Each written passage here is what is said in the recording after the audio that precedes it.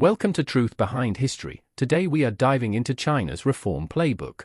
In the next few minutes you'll see how tiny, low-risk experiments in incentives transformed a famine-prone, shortage-ridden system into one of the fastest-growing economies on Earth. We'll unpack how household farming contracts quietly beat communes, how firms with fuzzy ownership outperformed legal ones, why running two price systems at once supercharged growth but also created black market temptations, and how local officials competed like mini-entrepreneurs long before any grand manifesto said they could.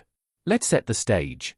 From 1949 to the late 1970s, China ran a high-control, planned economy. Imagine managing an entire country the way you'd plan a single factory. Targets are assigned from above, resources are allocated by committee, and success means meet the quota, not serve the customer.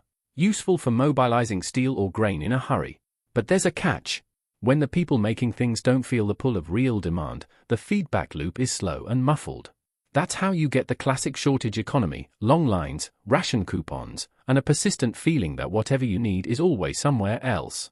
Consider the commune system in the countryside.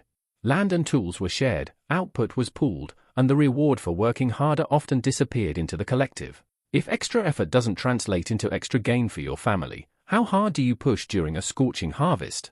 Households were paid mostly by work points, not by what consumers actually wanted or were willing to pay. That's a broken incentive chain. No residual claimants, no clear signal, and no reason to innovate beyond what the plan demands. Now add soft budget constraints. If a factory overspent or missed targets, higher authorities often covered the losses to protect jobs or meet political goals. Safety nets are humane, but when bailouts feel automatic, discipline weakens. Managers learn that the risk of failure is socialized while the hassle of change is very personal. Over time, that breeds conservatism. Keep the machines running as instructed, avoid experimentation, and make sure the paperwork looks tidy. The result is low responsiveness to signals. Prices were administered rather than discovered, so they couldn't tell the truth about scarcity. If pork is underpriced, people try to buy more than exists and farmers have little reason to raise more hogs. If coal is underpriced, industries overuse it, blackouts spread, and the plan office writes stern memos instead of letting the price whisper, use less. In a planned system, information that should flow through prices must be carried by reports, meetings, and political channels. Those channels are slower, noisier, and often biased by what subordinates think superiors want to hear. By the late Mao era, two disruptions deepened these structural problems. First, the Great Leap Forward tried to compress decades of development into a few seasons. Backyard furnaces melted scrap into unusable metal, crop reports were inflated to please superiors, and grain was shipped away on the basis of those inflated numbers. Capacity looked impressive on paper. Reality was crueler. Second, the Cultural Revolution shattered organizational routines.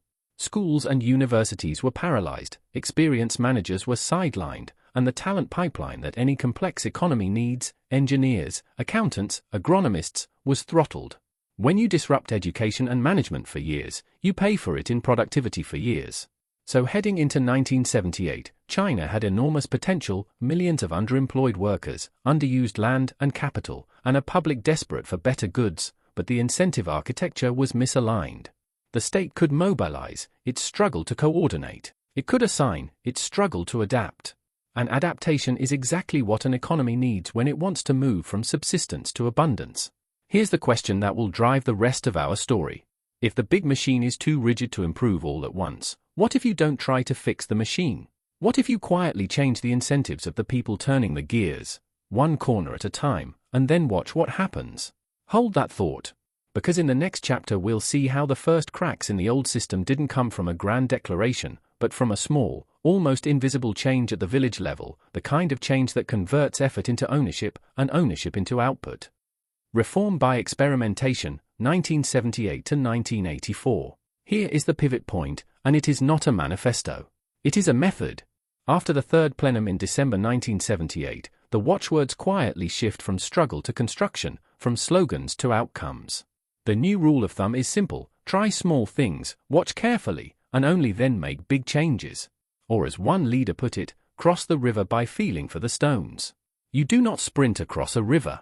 You inch forward, testing each foothold, ready to take a step back if the current pulls too hard. What does that look like in practice? First, pilots. Not nationwide decrees, but bounded trials. Pick a locality, define a narrow reform, and let people run it for a season or two under close observation. Keep the experiment reversible. If it fails, you can roll it back with limited damage. If it succeeds, you have a working template that is legible to other places. This is reform as prototyping, not reform as proclamation. Second, tolerance. Experiments are useless if every deviation from the old rulebook is punished. So the center sends a subtler signal: results will be taken seriously, even if the method looks unconventional. That does not mean chaos. It means a new kind of discipline. Document what you did. Show the numbers. If it works, we protect you. If it fails, we learn, not scapegoat. In a system used to top-down certainty, this kind of tolerance is oxygen. It gives local officials and community leaders a reason to risk doing something better than the paperwork demands. Third, scaling. This is where many reform efforts die. Good pilots sit in reports and never leave the lab. The post-78 method sets up a conveyor belt.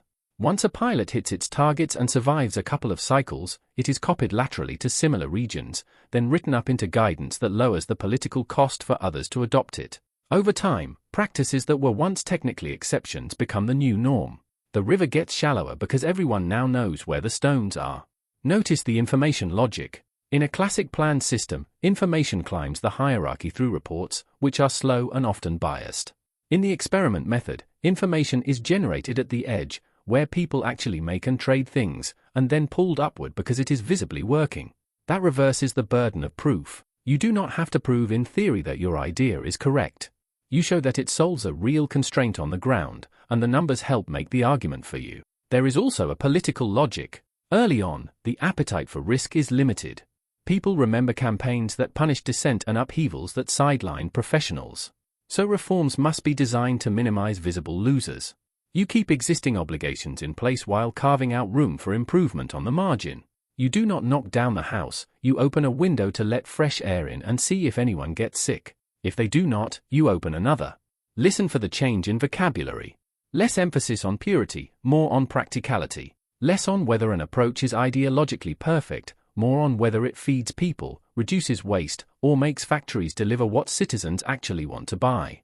A cat that catches mice is a good cat. It is a simple line, but it encodes a profound shift: evaluate policy by outcomes at human scale. Now, let's talk incentives, because experimentation without incentives is just theater. The new method quietly introduces two promises. First, if you meet core obligations, you keep a share of the extra.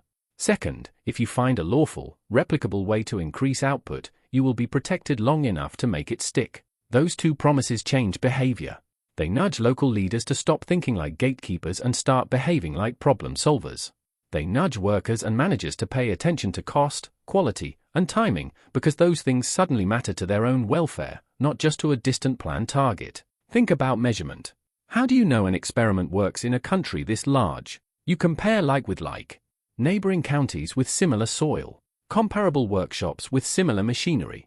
Ports with similar traffic. The method creates natural experiments all over the map.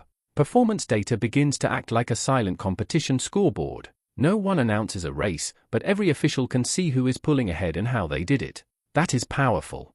It reallocates prestige towards solving concrete problems and away from writing the most stirring memo. There is a moral layer here, too, and it is easily missed. Experimentation at scale requires a decision to trust ordinary people with small zones of discretion. It assumes that when families, managers, and local officials are allowed to test a better rule, many of them will use that freedom well. And then it asks a hard question: if the data show that people make wiser choices when they have a stake, are we prepared to honor that evidence even if it challenges familiar doctrines? The method does not answer for you. It obliges you to look at the results. Finally, risk management. Experimentation is not the same as letting go. The old structures do not vanish overnight. Core supply obligations remain. Macro controls remain. The guardrails are still there because the goal is to change behavior without courting system-wide breakdown. You let the edges move first and study the spillovers. If new distortions appear, you adjust. If rents pop up, you close the loophole. If prices jump, you ask whether it is a signal to expand supply or a sign that the experiment needs tighter bounds. This is not as dramatic as a revolution. It is steadier, and in a country of that size, steadier is safer. So, from 1978 to the early 1980s, the essence of the reform playbook is this: pilot, tolerate, scale. Measure carefully. Reward problem solvers. Protect what works long enough for it to become normal. Do not announce the finish line before you have mapped the route. When you cross a river by feeling for the stones, you do not pretend the current is weak. You respect the current and move anyway, one good foothold at a time. Farms first, the household responsibility system. Picture a village at the end of the 1970s. The fields are nominally collective, the work is assigned, and the rewards are pooled. On paper it is fair. In practice, it has a built-in problem that any group project suffers from. If your extra hour of weeding disappears into the average, why push through the heat when the sun is highest? People are rational. They match effort to reward. And the reward signal, under the commune work point system, was faint. The household responsibility system changes a single rule that changes everything else. The land stays under collective ownership, but use rights are contracted out to individual households, usually for multiple seasons. The state says, deliver a fixed procurement quota at the administered price. After you meet that obligation, the residual, what you produce beyond the quota, is yours. You keep it, you trade it, you feed your family first. Suddenly, the household becomes the residual claimant. The incentive chain is restored. Let's make that concrete. Under the old setup, think of 10 farmers hoeing a field where the harvest is pooled. One farmer works harder and plants a second late-season crop, but the harvest is averaged across all 10. The marginal farmer's extra effort earns a sliver of extra grain. Under household responsibility, that same farmer has a defined plot and a defined quota. Everything beyond the quota is theirs. The second crop now belongs to the household that sweated to plant it. Effort starts to track payoff. That is the core mechanism. What happens when you flip that switch? First, the time horizon inside the household stretches. When the gains are yours, you start comparing today's labor to next season's yield. Families begin to experiment with seed varieties, planting density, and timing, because the upside is not diluted. You see terraces repaired, irrigation ditches cleaned, and tools maintained more carefully. Why? Because the future cash flow on that land is now effectively linked to the family's choices. Second, hidden knowledge comes alive. Every farmer knows the shady corner that keeps moisture, the strip where pests hit first, the low spot that needs a drainage channel. Under collective labor, that knowledge is hard to deploy because decisions are centralized and uniform. Under household contracts, that knowledge becomes an edge. You get micro-adaptation, crops rotated to match soil, intercropping to manage risk, pigs and poultry raised on byproducts to turn waste into protein. Third, the labor allocation changes. Under the commune, people show up for compulsory tasks even if their comparative advantage is elsewhere.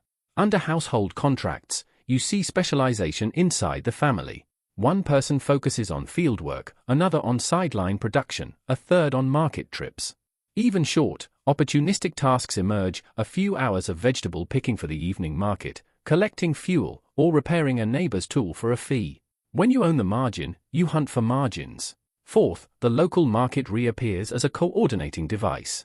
Once basic obligations are met, families carry surplus to township markets. Prices are not just numbers, they are messages. If cucumbers bring a good price this week, more households plant them next season. If feed costs jump, you scale back on hogs and lean into ducks that forage. This is not ideology.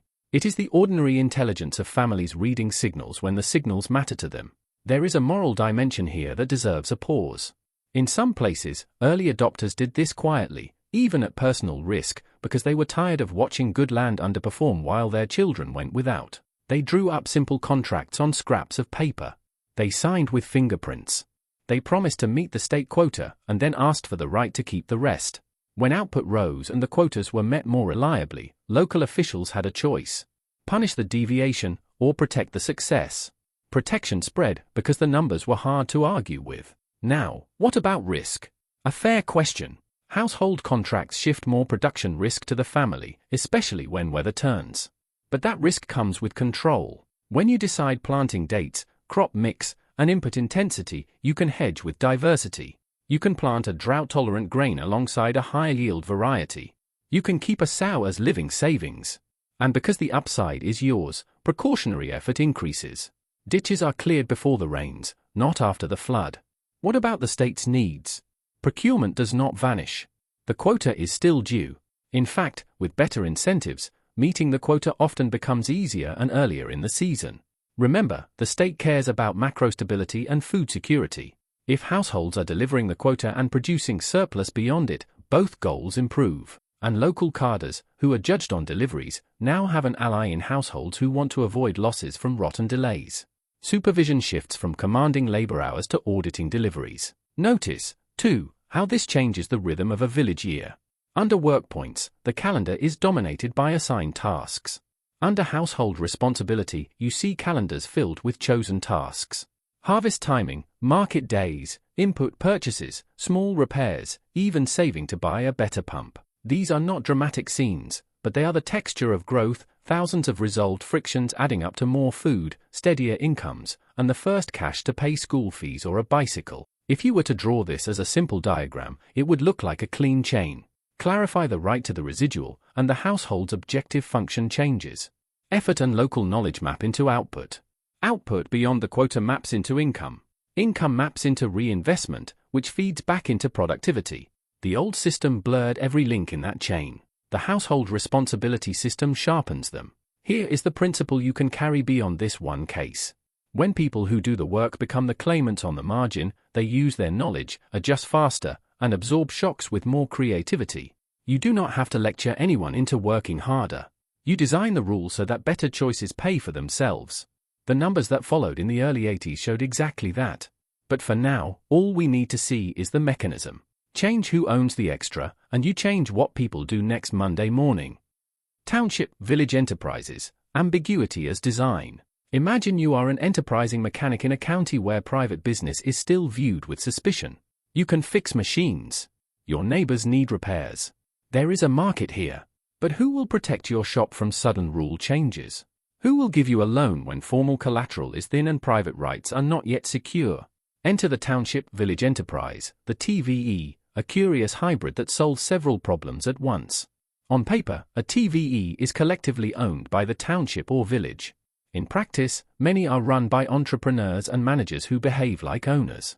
That ambiguity is not an accident. It is a protective wrapper. By wearing the collective label, the firm gains political cover and access to the local state's network, easier approvals, a nudge from the township credit cooperative, and, crucially, a champion when disputes arise. The collective hat signals, do not swat this fly, it is part of our hand. Why would local officials embrace this? Because they acquire a stake in outcomes. When a TVE prospers, the township prospers. There is more tax revenue, more employment, more funds for roads, schools, and clinics. The official who might once have been a gatekeeper becomes, in effect, a minority partner. Not because a law says so, but because the budget and the promotion scoreboard push in that direction. It is rough and ready corporate governance. The village is the protector, the entrepreneur is the driver, and both have something to gain if the truck stays on the road. Think about what that does to risk. In a world of insecure rights, the biggest fear is expropriation or arbitrary shutdown. The collective label reduces that threat. If trouble comes, the village committee argues your case. If you need land, the township helps assemble a plot. If a supplier hesitates, the local stamp on your letterhead calms nerves. This is not the perfect clarity of a modern title deed, but it is a workable shield, and in the early stages of reform, a shield can be more valuable than a textbook. Now zoom into the shop floor. Because the entrepreneur has operator control, they can do what entrepreneurs do, source better inputs, tweak processes, chase customers. Because the township has reputational skin in the game, it can broker contracts, clear small bottlenecks, even mediate disputes with neighboring communities. Ambiguity here is a bridge. It lets energy flow before the legal architecture is fully built. You could say the institutional form is provisional scaffolding for growth. You may hear the phrase Red Hat firm. That is the colloquial name for a business that is essentially private but registers as a collective to get this protective halo. Is that ideal? No. Does it work in a transitional setting? Often, yes. The Red Hat tells higher authorities, this is one of ours, not a rogue. It tells banks, you will get a phone call if repayment is late, and the caller will be from the township, not just the borrower. It tells workers, your wages are safer because the local state has face on the line. Imperfect signals can still coordinate behavior when the alternative is silence. The performance pattern that follows is striking. TVE spread into the spaces the planned system underserved: light industry, simple machinery, textiles, food processing, building materials. They are nimble because decisions are close to the customer. They can pivot product lines with the seasons or with a rumor from the market 2 towns over. And because hiring is local, reputations travel fast. If a TVE cheats on quality, the manager meets angry buyers at the same market where their kids play. Proximity disciplines. There is also healthy competition across jurisdictions. Nearby townships watch each other's firms. If one village figures out a better kill design or a faster way to assemble pumps, neighbors notice and copy. The scoreboard is visible in trucks leaving the factory and wages paid before the festival. Without any central decree, you get a low-friction diffusion of workable practices, precisely because the organizations are small enough to imitate and close enough to monitor. Let's surface the incentive math. For the entrepreneur, the upside is operational control and a share of profits that, while not perfectly secured by law, is guarded by local relationships. For the township, the upside is revenue and prestige from a growing industrial base, plus employment that stabilizes the community. For workers, the upside is cash wages and on-the-job learning in firms that actually respond to demand. The alignment is not pure, but it is good enough to move resources into higher value uses. And in development, good enough at scale can beat perfect on paper. What about downsides? Ambiguity can shelter insiders and blur accountability. If the village leadership plays favorites, a less connected entrepreneur may be boxed out. If profits are high, the temptation to extract extra fees can creep in. And when credit is tied to relationships, weak projects sometimes get financed because no one wants to embarrass a neighbor. These are real risks. They remind us that transitional arrangements trade clarity for speed. The question is whether the gains in initiative and flexibility outweigh the frictions of favoritism and fuzziness. As national laws evolve and formal private rights strengthen, the red hat becomes less necessary. Firms that once hid under collective labels can register as private, raise capital more transparently, and sign enforceable contracts. When that happens, the very ambiguity that once protected growth may start to hinder it. You retire the scaffolding once the building stands. But in the early chapter, when the wind is strong and the ground rules are shifting, that scaffolding is what lets you build at all. So, township village enterprises show us a broader principle. When formal institutions lag behind economic potential, societies often innovate organizationally. They find hybrids that align enough incentives to release energy without waiting for every statute to be rewritten. It is not the end state. It is the bridge that gets you there. And bridges, when they carry millions of people from low productivity to higher productivity, are worth studying carefully. Dual-track pricing, or how to grow out of the plan without blowing it up. Picture the economy as a two-lane road running through the same landscape. In the left lane, the plan lane, enterprises deliver a fixed quantity at an administered price to meet state obligations. In the right lane, the market lane, anything produced beyond that quota can be sold at whatever price buyers will pay. Same factories, same workers, two prices, two sets of rules, one country. Why do this? Because a pure plan tells factories what to make but cannot easily hear what people want next week. A pure market, introduced overnight, would rip out supply guarantees that keep cities fed and lights on. The dual track says, keep the guarantees while letting the margin breathe. Fulfill the plan, then follow the price. It is a political and economic safety valve. You secure baseline deliveries, which calms nerves at the center, and you open a channel where factories and farms can respond to real demand, which wakes up incentives at the edge. Here is the basic mechanism. Suppose a grain depot must deliver a quota at a low, administered price. That obligation stays. But if the depot can source additional grain, it may sell the extra at a higher, market price. The same logic applies to a machinery plant, a textile workshop, a coal mine. The first units go to the plan at controlled prices. The extra units chase demand at market prices. Suddenly the manager cares about efficiency on the margin because every cost cut and quality improvement on those extra units shows up as revenue the enterprise can keep and reinvest. Notice the behavioral shift. Under a single plan price, once you hit the quota, the rational move is to stop. There is no reward for the extra shift. Under dual track, the rational move is to hunt for capacity, fix the idle loom, negotiate overtime, secure raw materials, and ship above quota output to buyers who pay in cash. The plan keeps the floor from collapsing. The market pulls the ceiling upward. That combination can move an economy forward without asking everyone to change their habits on the same morning. The appeal is not only pragmatic, it is distributive. Reformers argued this could be reform without losers. The state still gets its deliveries at the planned price. Consumers willing to pay more can access more goods on the market track, easing shortages. Enterprises and workers who produce more keep more of the surplus. In theory, everyone is at least as well off as before, and some are better off. That political logic matters, because it lowers resistance. When you do not chop anyone's ration overnight, tempers stay cooler while the new incentives take root. But let us be honest about the seams, because seams are where friction and heat appear. Two prices for the same good create a gap, and gaps attract behavior.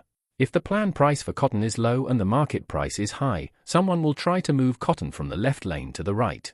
Sometimes that is legal, produce more and sell the extra.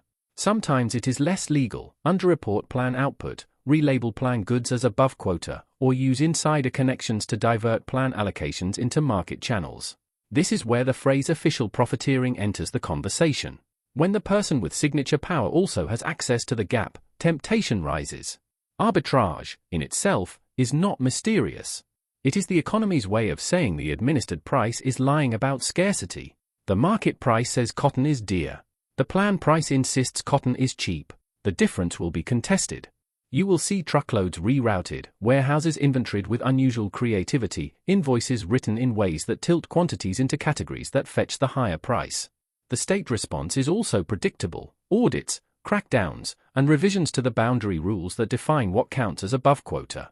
Reform, in this lane, is a cat-and-mouse game conducted with spreadsheets and stamps. What about inflation? Two forces collide here. On the one hand, the market lane increases supply of consumer goods, which should relieve price pressure. On the other hand, as more goods are allowed to float to market, the visible price level can jump because those prices finally reflect scarcity and pent-up demand. If monetary conditions are loose and expectations start to run, you can get a burst of price increases, especially in headline items. In the late 1980s, that is exactly what households saw in shops. The line for goods began to shrink, but the cash in their pockets felt lighter after checkout. When citizens have lived for years with stable posted prices, that kind of visible movement is unsettling. They ask, will prices keep climbing next month? If enough people answer yes, they accelerate purchases, which can amplify the pressure. The line has moved from the store to the calendar. Who gains early in this system? Enterprises that can expand output quickly, managers with the ingenuity to unearth spare capacity, and regions with flexible supply chains.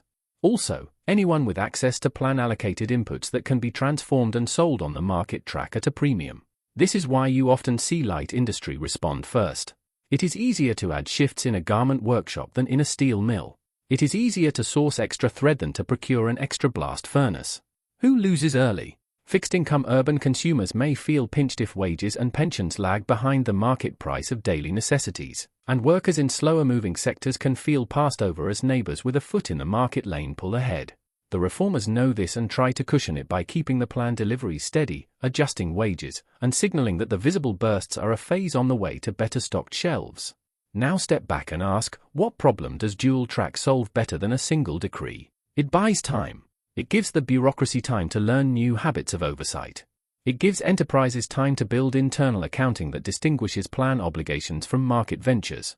It gives households time to relearn how to read prices as information rather than as fixed facts.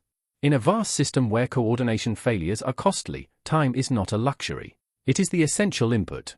But buying time has a cost. The longer two lanes coexist, the more people organize their lives around exploiting the seam. You will hear stories of side doors, of payments made in favors, of shipments that always seem to arrive just after the plan quota is counted. You will see the emergence of go-betweens who make their living navigating the gap. Some of this is entrepreneurial energy searching for an outlet. Some of it is pure rent-seeking. The line between the two is not always bright at street level. The teaching point here is subtle. The dual track is not a coherent end state. It is a transitional technology. Its job is to change behavior on the margin while preserving stability at the core. If it succeeds, shortages ease, enterprises learn to listen to demand, and households begin to trust that the shelves will be fuller next season. If it stays in place too long, the rents harden into interests that fight to preserve the gap. Pressure then builds for a cleanup, unify prices, tighten fiscal and monetary settings, and reset the incentive map so that value comes more from making than from relabeling.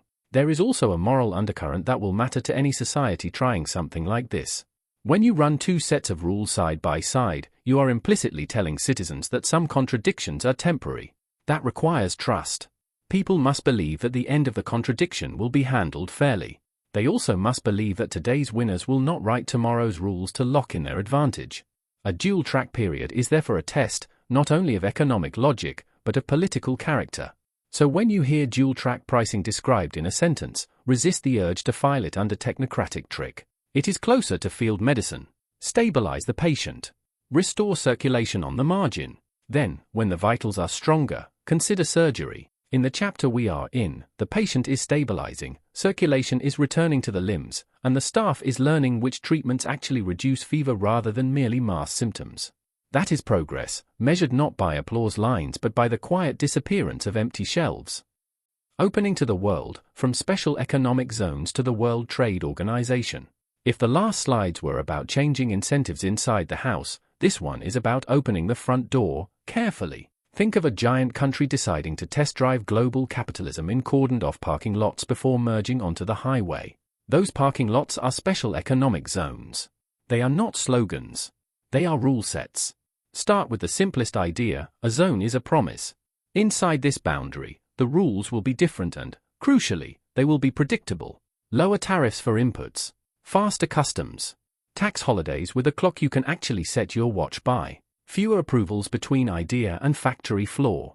And one more thing that foreign investors crave but rarely say out loud: a place where a signed contract has a decent chance of surviving the next personnel shuffle. Why put these promises in zones rather than nationwide? Because zones are laboratories with doors that close.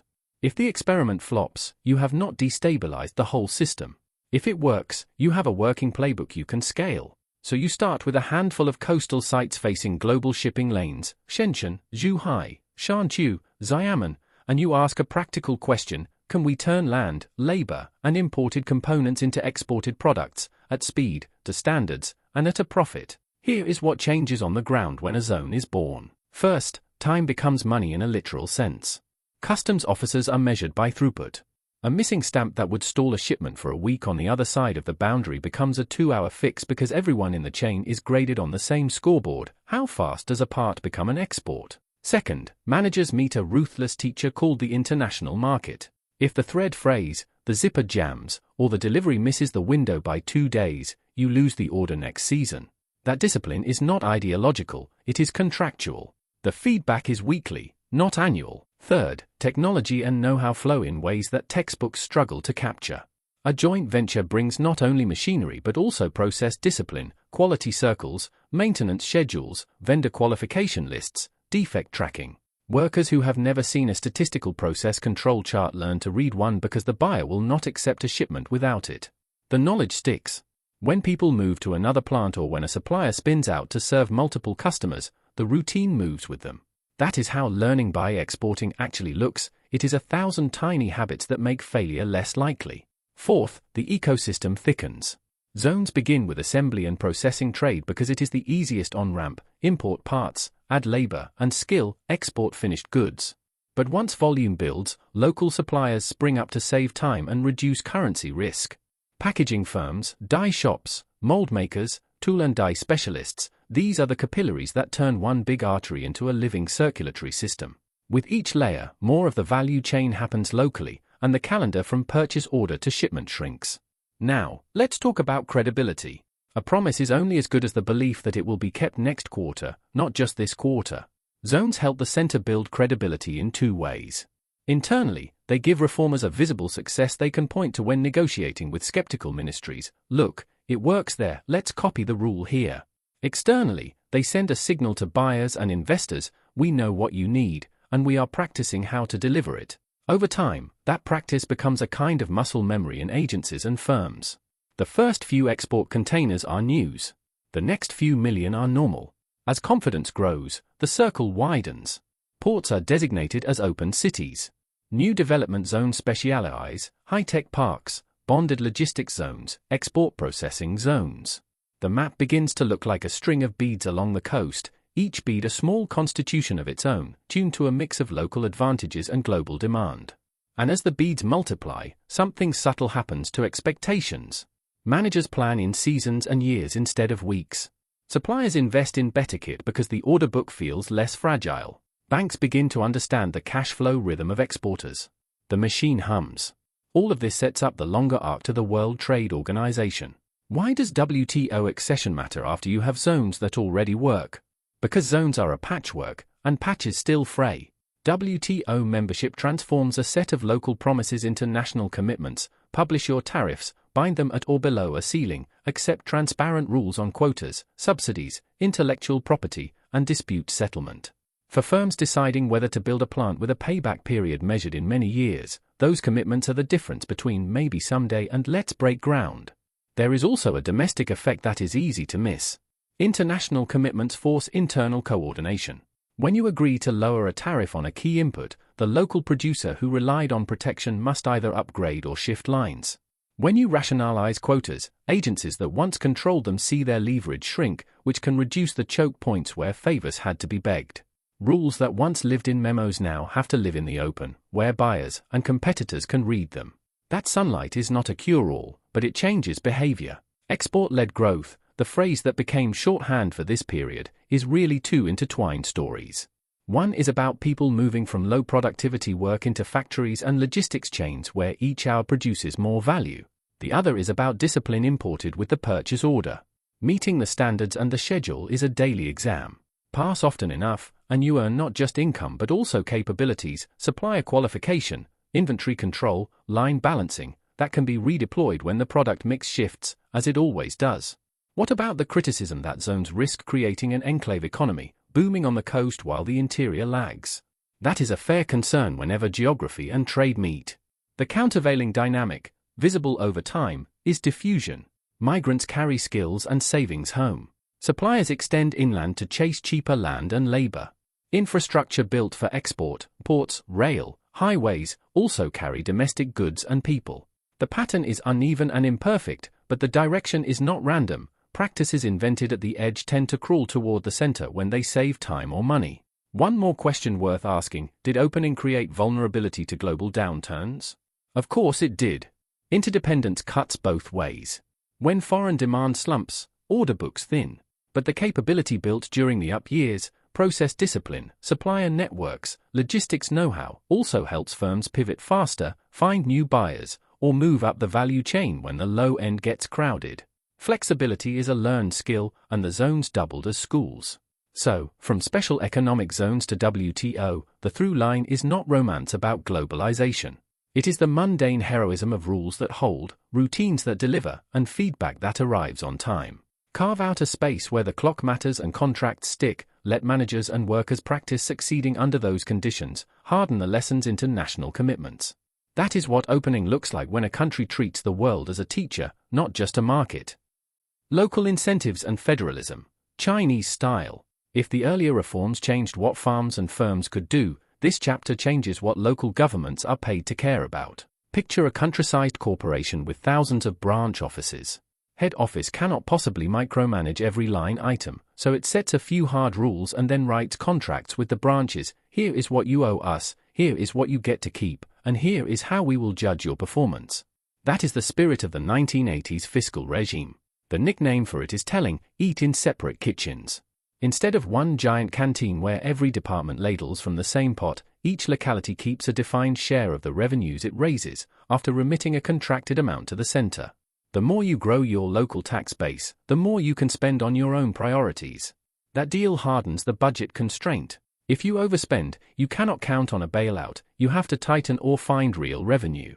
If you want better roads, faster utilities, or an industrial park, you are motivated to make the town attractive for businesses that actually pay taxes. Competition follows almost automatically. Counties and cities begin to act like rival franchises. They publish numbers, compare notes, and try to outdo neighbors on growth, jobs, and collections.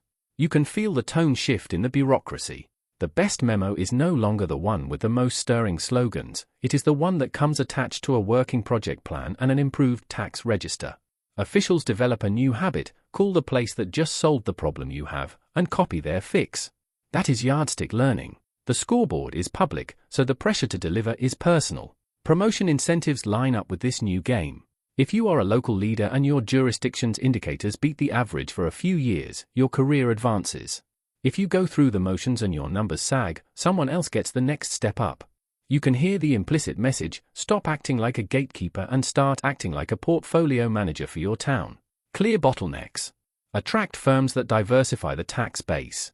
Keep an eye on costs because the remittance to the center is not optional. Now, if the 1980s built this competitive, decentralized rhythm, 1994 changed the key. The tax sharing reform reorganized who collects what and where the growth taxes go. The logic was macro stability and clarity. Buoyant taxes that rise quickly with the economy, like value-added taxes and certain consumption taxes, were re-centralized or more heavily shared upward. The center took on a larger role in collecting and then redistributed through transfers, while localities leaned more on assigned local taxes and shared revenues.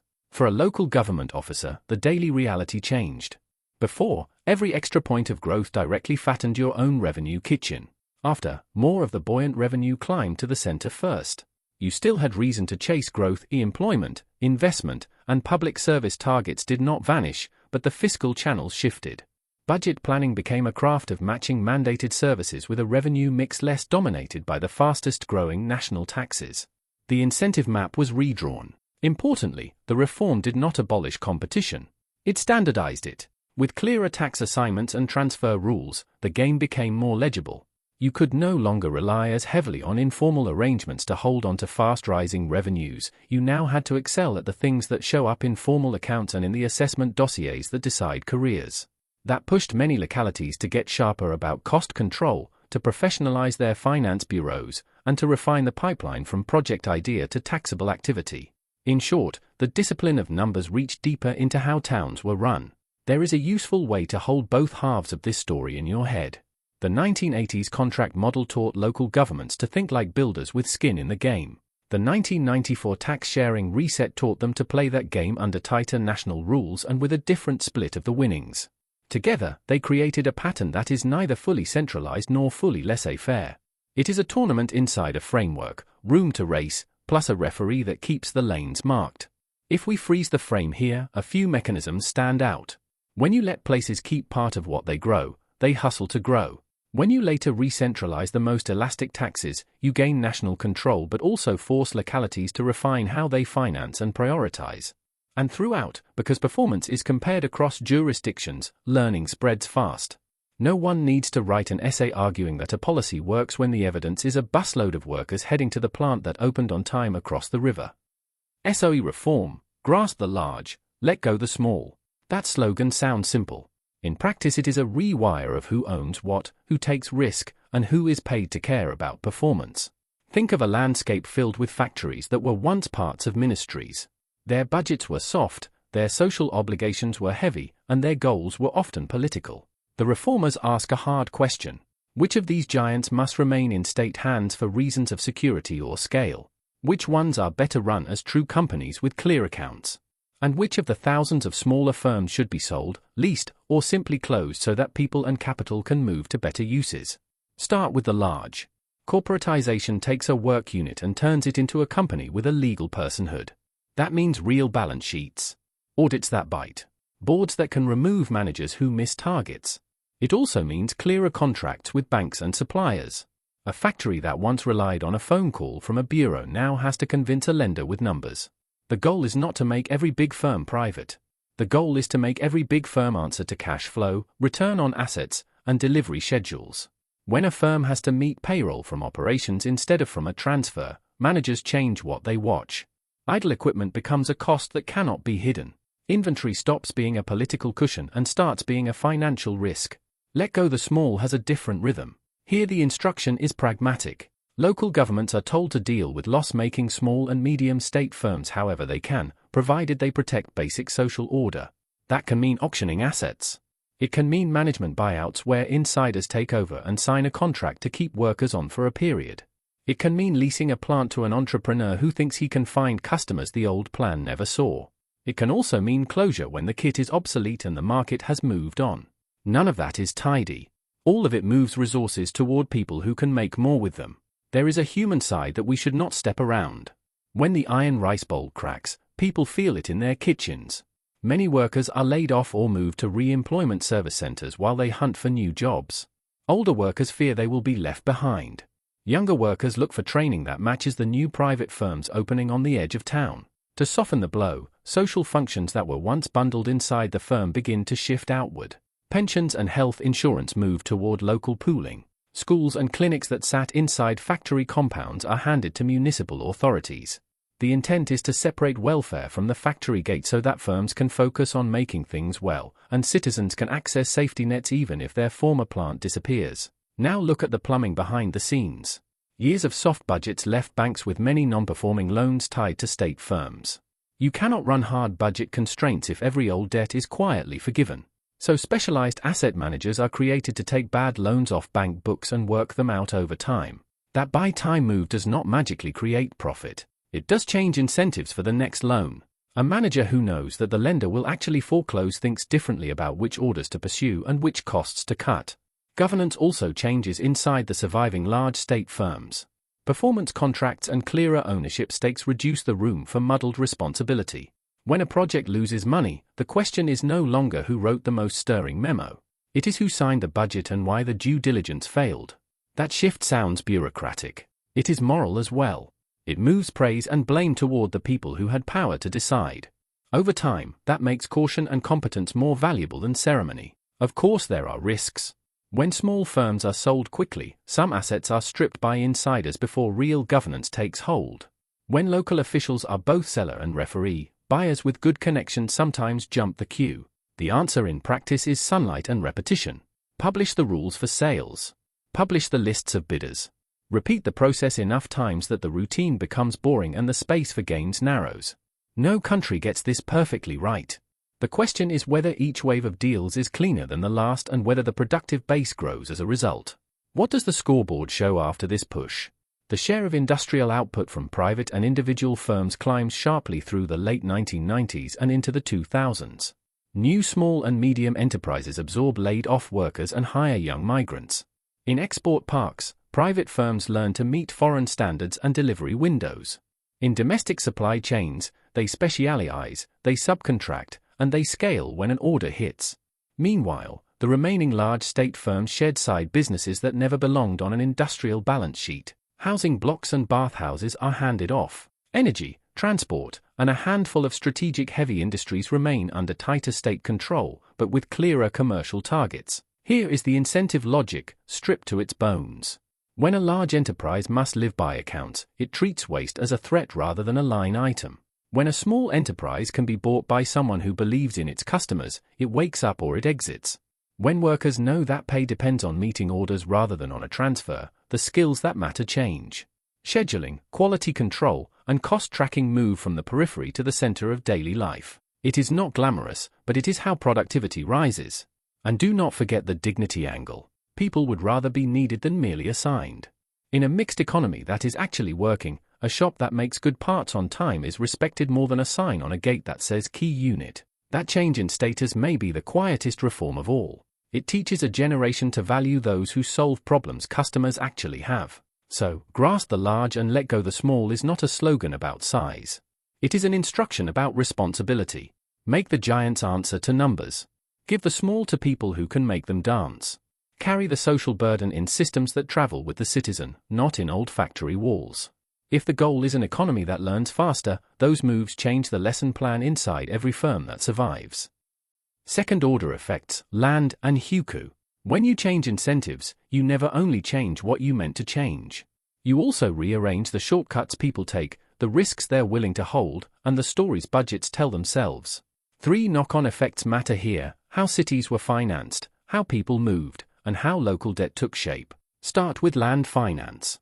After the mid-90s tax-sharing reset, local governments kept fewer of the most buoyant taxes. Yet citizens still expected roads, transit, schools, and water systems. Where do you find money when your tax base is thin but your ambitions are large? You look down at the ground itself. In China's system, the state owns the land and grants use rights for fixed terms. That turns land into something like a rechargeable fiscal battery. You assemble parcels, convert them from rural to urban use, build arterial roads and pipes, and then auction long-term use rights to developers. The upfront land conveyance fee arrives in a single, glorious lump sum. It's tempting. One signature can fund a bridge, a bus depot, and a school wing. This model has a powerful logic. Concentrate infrastructure first, and you make a place attractive for factories, offices, and families. Growth then throws off taxes next year and the year after. Urban form improves, peri-urban villages link into city grids, metro lines find riders. You can walk this logic on a map: empty fields, then graded earth, then a ring road, then a skyline of cranes. But fiscal batteries are pro-cyclical. When property markets are hot, the battery charges quickly and every spreadsheet looks wise. When markets cool, auctions thin out and the battery sputters. Now zoom into incentives. If tomorrow's budget depends on today's auction, the pressure to create bankable land rises. That can push local leaders to widen boulevards before demand truly warrants, to zone more area as developable, or to chase prestige projects whose revenue math only works on optimistic rent curves. You also see the emergence of local financing vehicles, companies that borrow to build public projects, backed informally by the local state and often collateralized by land. These entities can be useful plumbing when used prudently. They can also blur the line between a city's real cash flow and its hopes for next spring's auction calendar. There is a distributional angle as well. When land conversion accelerates, the value created by roads, subway stops, and zoning changes often accrues to the newly urbanized parcel. Existing residents may be compensated, but compensation rarely equals the present value of the future urban rent stream. Meanwhile, new apartment buyers are, in effect, prepaying a slice of municipal infrastructure through higher launch prices. In the boom years, that felt like a fair trade: better homes, faster commutes, new schools. In slower years, households notice that the mortgage stays heavy even when resale demand softens. A system that works best under growth becomes tense when growth pauses. Now, hukou, the household registration system. Think of hukou as a passport inside your own country that determines your access to public goods, school seats, clinic access, subsidized housing, based on where you are registered, not necessarily where you live. The system's original purpose was rationing and population management. In the reform era, it became a quiet gatekeeper for urban services. Migrant workers could move physically to fill factory lines and construction crews, but their children might not have automatic access to the public school down the block, and their parents might not be able to use local health programs without extra hurdles. What does that do to behavior? It slows full integration. Families split across places so children can keep a guaranteed school seat back home. Skilled workers think twice about moving mid-career if pension and health benefits don't travel cleanly. Employers see higher turnover because workers remain footloose when the city doesn't quite accept them. And cities themselves undercount demand for services because part of their population is statistically temporary. From an economist's angle, hukou acts like a friction tax on labor mobility and human capital formation. From a human angle, it means the person who built the subway may ride it to a dormitory far from their child's classroom. To be fair, many cities experimented with loosening. Thresholds for local registration fell in smaller cities, point systems rewarded stable work, education, and housing. Over time, more migrants settled, bought homes, and enrolled kids. Yet the broad pattern remained uneven. Places with the hottest job markets and best public services were also the places most cautious about opening the gates widely. The result is a patchwork, a national labor market overlaid with local eligibility rules. That patchwork helped manage fiscal strain, but it also bent the arc of opportunity in ways that statistics can miss. Now tie land finance and hukou together because they interact. If city budgets lean heavily on land sales, officials are under pressure to maintain price floors for new launches, to keep collateral values sturdy, and to pace supply carefully. That can make it harder to expand affordable housing at the speed migrants arrive, which in turn keeps migrants in dorms and informal rentals, which in turn delays their full inclusion as taxpayers and voters in the city's long-term plans. Meanwhile, schools and clinics are planned against the registered population rather than the actual weekday population. The loop is subtle but real. A finance model built on land scarcity can slow the political will to recognize population abundance. Finally, local debt. When you build tomorrow with revenues that depend on the property cycle, a downturn is more than a headline, it is a cash flow crunch. Local financing vehicles that borrowed against expected land income face tighter rollovers. Projects midway through construction weigh on budgets.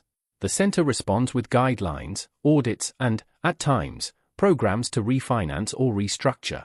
The point is not to scold the past, many of those roads and pipes were necessary and productive, but to reckon with the arithmetic of maturity dates meeting slower auctions. Debt, in this sense, is a mirror. It shows you exactly where yesterday's optimism lived. What should we learn from these second-order effects? First, that incentive design rarely stays in its lane. A tax reform can rewrite a city map. A registration rule can alter a resume. A financing shortcut can become a habit. Second, that transitional tools need exit ramps. Land as battery works best when it's a bridge to a broader, steadier tax base, property tax systems that are predictable, service fees that align use and cost, and transfers that follow people rather than registration. Third, that dignity matters. A migrant's path to citizenship in usage, school for a child, a clinic without extra forms, a chance to buy a modest apartment, turns economic growth into a shared story rather than a spectator sport. If there is a moral center here, it is this. Systems are judged not only by how fast they build, but by how well they carry the people who do the building. Land can fund a city. Rules can manage a surge. But in the long run, prosperity is sturdier when mobility is rewarded, when budgets breathe with the cycle instead of gasping at its troughs, and when tomorrow's promises are financed by taxes that arrive whether cranes are still spinning or not. Lessons and open questions. Let's zoom out from the details and ask what the pattern really says. Across these chapters, one theme keeps tapping us on the shoulder: incentives move faster than edicts. When households kept the extra, fields got cleaner and harvests got bigger. When managers could sell above quota, machines that sat idle found a second shift. When local officials were judged by results they could actually influence, they hustled to make their towns work. None of that required a perfect theory day one. It required rules that paid people to notice reality. A second theme is that ambiguity can be a bridge, but it is not a home. Township village enterprises and Red Hat firms worked because they granted protection and access in a world where formal rights were thin. That fuzziness aligned just enough interests to wake up energy. Yet the same fuzziness could hide favoritism or blur accountability. The lesson is not be ambiguous. It is use ambiguity to cross the river, then build the real bridge. If you keep the scaffold forever, you start mistaking the scaffolding for the structure. Third, transitional technologies have expiration dates. Dual-track pricing was brilliant field medicine, stabilized the patient with planned deliveries while restoring circulation through market margins. It eased shortages and taught firms to listen to demand. But two prices for one good create rents, and rents attract games. Leave the dual track in place too long and people organize their lives around the gap instead of around making better things at lower cost. That is the quiet moment when a temporary fix starts to write permanent incentives. Fourth, decentralize to discover, re-centralize to standardize. The early fiscal contracts turned counties and cities into problem solvers. The tax-sharing reform reset the lanes so macro policy could steer without fighting 1,000 side deals. Both moves have logic, both moves change behavior. The live question is how often a large system should toggle between the two. Too long in pure decentralization and you get fragmentation and duplication. Too long in pure centralization and local initiative withers while information grows stale. The craft lies in timing, not in slogans. Fifth, opening to the world is not just about exports, it is about importing discipline. Zones and later WTO commitments put clocks on walls and consequences in contracts. They made feedback weekly instead of wishful. That pressure taught routines that traveled across products and cycles. It is easy to romanticize or vilify globalization. The practical takeaway here is steadier. When the rule holds and the audit bites, quality improves, and the habits that produce quality are tools you can reuse when the market shifts. Now the cautions, because every mechanism casts a shadow. Land as fiscal battery built impressive skylines and subways, but it also tied local budgets to a property cycle that cannot rise forever. Hukou guarded city ledgers in the short run but taxed mobility and delayed full citizenship in usage for the very people building those cities. Local financing vehicles got roads poured quickly and then demanded careful unwinding when growth slowed. None of these are footnotes. They are part of the system's price tag, and they remind us that second-order effects are not accidents, they are the bill that comes due on yesterday's shortcuts. So here are the questions to carry forward. When do ambiguous rights empower outsiders to start new things, and when do they harden into insider privilege? Which parts of this playbook travel to other countries, and which parts were only possible because of specific histories and administrative capacity? How do you know when a two-lane system has done its job and must be unified, even if the unification angers the people profiting from the seam? And how do you design national rules that remain firm on the core while still leaving enough slack at the edges for discovery? There is also a human question beneath the charts. Systems are not abstractions, they are weather that people live under. A farm that finally feeds a family well. A laid-off worker who starts a workshop and meets a delivery window. A migrant who builds a metro line and hopes her child will ride it to a school seat with her name on it. When rules line up effort, knowledge, and reward, those stories multiply. When rules muffle feedback or reward connections over competence, those stories thin out. It is worth asking, every budget season and every reform cycle, which set of stories our rules are generating. What should you take away without being told what to think? If you reward people for solving real problems, they will find ways to do it faster than a committee can plan. If your stopgap measures are honest about their trade-offs and temporary by design, you get the benefits without paying permanent rents. If national rules protect the common goods yet leave room for discovery, local genius has a place to breathe. And if you keep an eye on the dignity of the movers, farmers, machinists, teachers, migrants, the numbers you celebrate will sound less hollow when the cycle turns. If this raised new questions for you, good, that means the evidence is doing its job. History does not hand out final answers, it shows you cause and effect and asks you what kind of causes you want more of.